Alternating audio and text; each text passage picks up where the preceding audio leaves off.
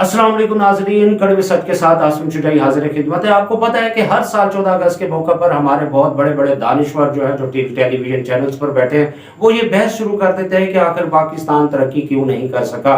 और हर साल ये गुफ्तगू होती है और फिर सारा साल इसको भुला दिया जाता है। इस मौके पर जो है, क्योंकि जश्न आज़ादी का मौका होता है, इस मौके पर तो वो गुफ्तगू फरमाते हैं और हर कोई अपनी अपनी राय दे रहा होता है। और मैंने भी इस हवाले से एक वीडियो बनाई थी जो मेरे चैनल आसिम शुजाई ऑफिशियल पर अपलोड हुई थी 13 तारीख को, 13 अगस्त को, 13 अगस्त को।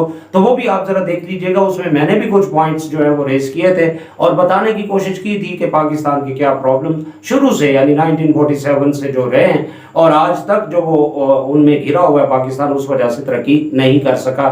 तो बहरहाल वो भी आप देखिएगा। लेकिन अब इस सिलसिले में मैंने एक नया सिलसिला शुरू किया और वो ये है कि मैं मुख्तलिफ जो तरक्की करने वाले मुल्क हैं उनको चूज करके आपको बताऊंगा कि कौन कौन से मुल्क ने कैसे कैसे तरक्की की और उनमें रुकावटें क्या थी। तो सबसे पहले मैं यूरोप अमेरिका से तो शुरू नहीं कर रहा, क्योंकि हर कोई मिसाल यूरोप और अमेरिका की देता है क्योंकि वो बहुत ज्यादा तरक्की याफ्ता है। मैं सबसे पहले जो है अपने ही बर्रे आज़म एशिया से शुरू कर रहा हूं। और एशिया में 3 मुल्क ऐसे हैं जिसमें सबसे पहले हमारा बहुत बड़ा दोस्त चीन है, उसके बाद जापान है और इसके अलावा जनूबी कोरिया। ये 3 मुल्क ऐसे हैं, इनकी मैं मिसालें दूंगा और आपको बताऊंगा कि किस तरह इन मुल्कों ने तरक्की की है और हमारे लिए ये ममालिक मशले राह भी हो सकते हैं अगर हम समझने के लिए कुछ तैयार हों। लेकिन मुझे अफसोस से ये कहना पड़ता है कि हमारे मुक़्तदर हल्के हैं वो बिल्कुल समझने के लिए तैयार नहीं है। वो वही गलतियां दोहरा रहे हैं जो पिछले 75 सालों से हम कर रहे हैं। इस वक्त भी वही गलतियां चल रही हैं और उसका नतीजा भी कोई अच्छा होने वाला नहीं है। लेकिन बहरहाल मैं इस बात को तो बाद में वजाहत करूंगा कि वो गलतियां क्या क्या दोहरा रहे हैं। पहले जरा आप देखिए, चीन हमारा बहुत बड़ा मुल्क है जिसमें मिसालें दी जाती है, जी हमारी यहाँ से ऊंची दोस्ती है, जी हमारी चीन हमारा बहुत बड़ा दोस्त है। इसमें कोई शक भी नहीं है कि चीन ने जो है वो दोस्ती का हक निभाया है। और वो दोस्ती क्यों है? वो जियोग्राफिकल दोस्ती है, क्योंकि पाकिस्तान जो बैलेंस ऑफ पावर है उस हवाले से जो है खास तौर पर चीन ये समझता है कि इंडिया को जो अमेरिका बहुत ज्यादा ऊपर लाने की कोशिश कर रहा है, तो उसके मुकाबले में आपको पता है दुश्मन का दुश्मन दोस्त होता है। तो साफ ज़ाहिर है इंडिया का दुश्मन जो है वो पाकिस्तान है, तो इसलिए चीन का झुकाव जो है वो पाकिस्तान की तरफ है। एक बात तो ये, और दूसरी बात ये है कि चीन की जो ट्रेड है वो खास तौर पर जो सी पैक है यानी गवादर की जो पोर्ट है वो उसके लिए बड़ी अहमियत रखती है। इसलिए भी चीन जो है वो पाकिस्तान को बिल्कुल नजरअंदाज नहीं कर सकता। लेकिन हम लोग हैं कि हम लोग जो है चीन से कोई सबक सीखने के लिए बिल्कुल भी तैयार नहीं है। तो आज की इस वीडियो में आप इसको देखिएगा, चीन के बारे में आपको बहुत बड़े बड़े हकायक जो है वो मिलने वाले हैं और उम्मीद करता हूं कि आप इन हकायक को न सिर्फ जानेंगे बल्कि चीन के मामलात को समझते हुए जरा पाकिस्तान को भी सामने रखेंगे कि क्या हम उसको फॉलो कर सकते हैं चीनी मॉडल को।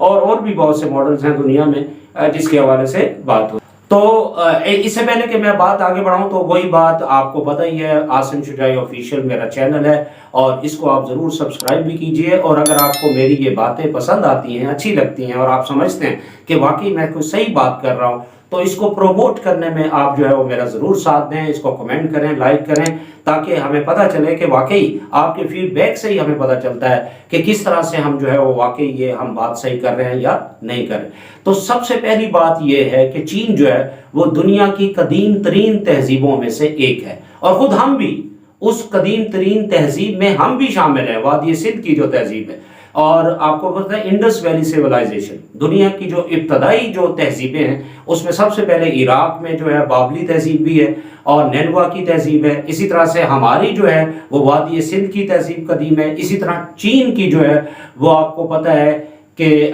चीन की जो 2 दरिया हैं बड़े मशहूर हैं, यांगसी रिवर है और दरियाए जर्द है। तो इस पर भी जो दुनिया की इब्तदाई जो तहजीबें हैं वो परवान चढ़ी थी। और चीन की जो रिकॉर्डेड हिस्ट्री है वो तकरीबन कोई आज से 4000 साल पहले की जो हमें रिकॉर्ड मिलते हैं। और उससे पहले भी चीन में जो है वो कई लोगों ने ये इंकशाफात किए हैं कि पीकिंग मैन जो था वो तकरीबन कोई 15 लाख साल पुराना है इब्तदाई जो इंसानों में।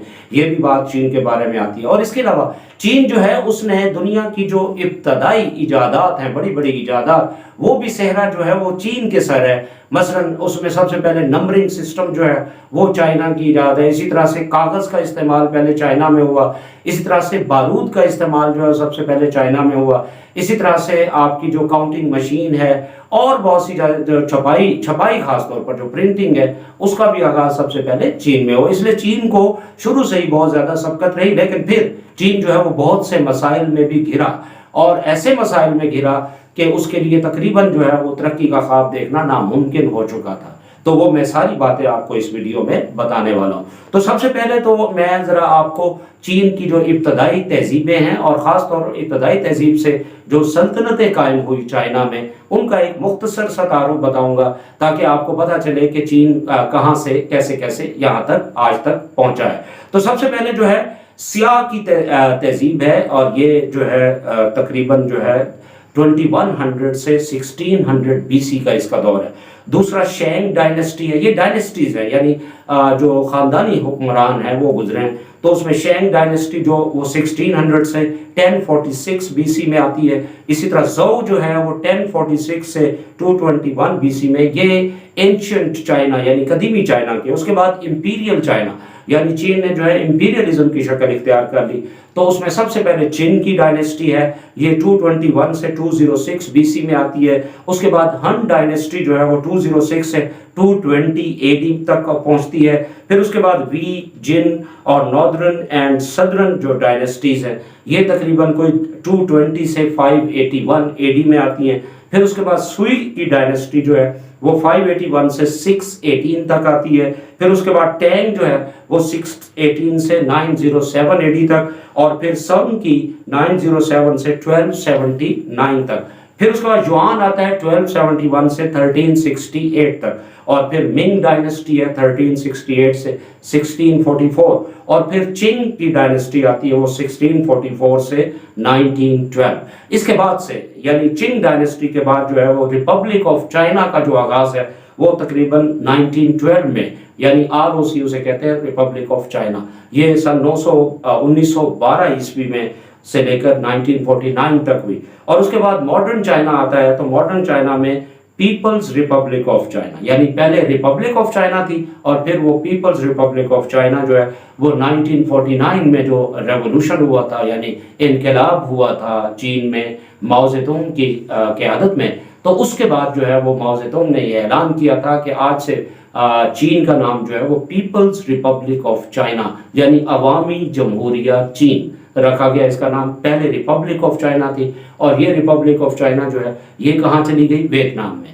تو ویتنام جو ہے پہلے آپ کو پتا ہے کہ چین کو جب یہ انقلاب ہوا یعنی لانگ مارچ ہوا، لانگ مارچ کی میں ہسٹری پہلے بھی بتا چکا ہوں، کوئی 1934 سے اس کا آغاز ہوتا ہے اور 1949 میں جا کے جو ہے وہ لانگ مارچ کامیاب ہوا. تو 1912 میں جو بڑا لیڈر تھا سن یات سن تھا، تو اس نے جو ہے وہ ایک انقلاب برپا کیا اور ریپبلک آف چائنا کی بنیاد رکھی.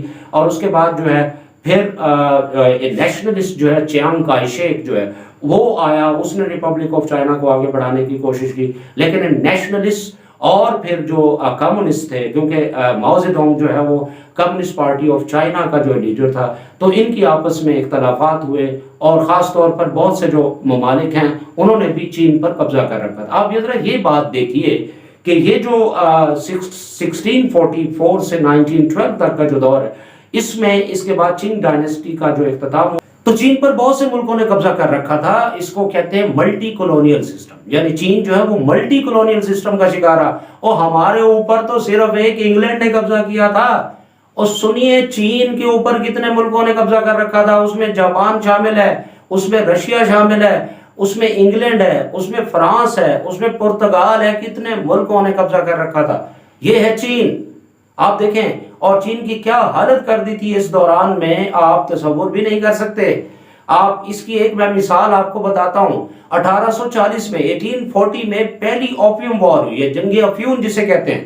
تو اس جنگ افیون میں جناب انگلینڈ سے چائنا والے ہارے، اور انگلینڈ نے زبردستی ان کو جو ہے افیون درآمد کرنے پر لگا دیا کہ افیون، اور یہ افیون پی کر سوتے رہتے تھے. یہ ہے وہ چین. اور اسی دوران میں جو ہانگ کانگ ہے وہ بھی ہار گئے تھے چین والے. اور پھر انگلینڈ نے، جب چین نے ترقی کی تو انگلینڈ نے ہاتھ باندھ کے 1997 سے 99 کے درمیان ہانگ کانگ چین کو واپس کر دیا. اور آج بھی ہانگ کانگ جو ہے وہ چین کا سب سے زیادہ ترقی یافتہ علاقہ ہے. تو آپ کو یہ پتا ہونا چاہیے، یہ میں یہ اس لیے بتا رہا ہوں. تو تو یہ دیکھیے کہ کس طرح جنگی افیون، اور ہمارے علامہ اقبال نے بھی اس بات کو ریئلائز کیا تھا کہ جب 1934 میں جب یہ لانگ مارچ کا یعنی ریولوشن کا آغاز ہوا تو اس وقت علامہ اقبال اپنے عروج پر تھے.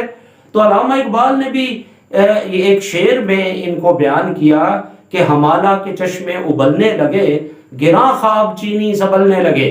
یعنی وہ یہ کہہ رہے ہیں کہ جو افیون پی کے سوتے رہتے تھے اب وہ جاگے ہیں.